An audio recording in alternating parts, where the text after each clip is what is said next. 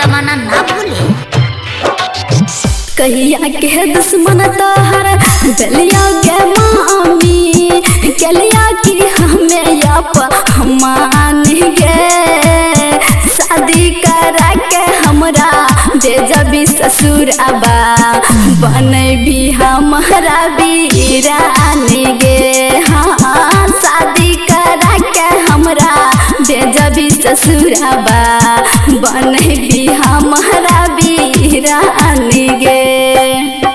कहियो के दुश्मन नहीं चाही गए बेटी कलहे नहीं कोनो अपमानी गे।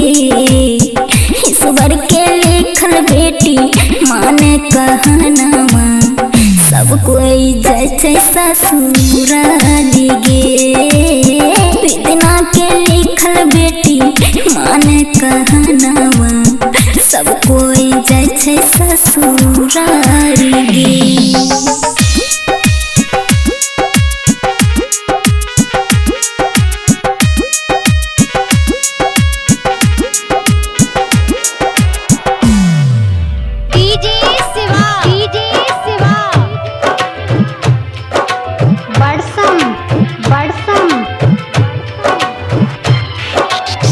केकरा पहजरिया लागे बैठबा गे मामी केकरा सटबै दिल के बात गे।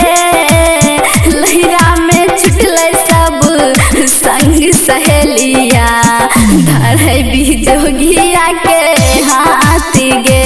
हाँ लहरा में छुटले सब संग सहेलिया धरै बिजोगिया के हाथ गे। हमरा से सुंदर बेटी होय तो गई सासू जय भेजे तो ससुरारी गे। सासू बाजरिया लगी बैठी है गई बेटी गतनों से कही है दिल की बाती गे। सासू बाजरिया लगी बैठी है गई बेटी गतनों से करी है दिल के बात गे।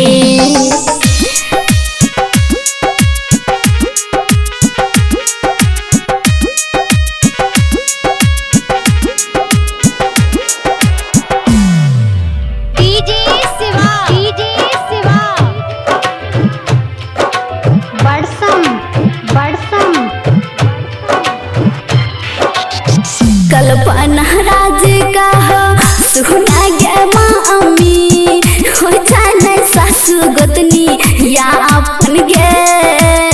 मन सजदी है मम्मी हमारो यशीश आबा जाइयो हमें ससुरारी गे।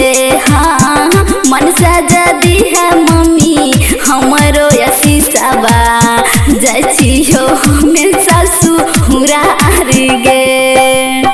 कहै छो शोभा सुने दासी बन के रही है करी है नहीं कोनो अपमानी गे। भाई बाप के लाज बेटी निक से गई रखी है दैथियो मन से आशीष गे।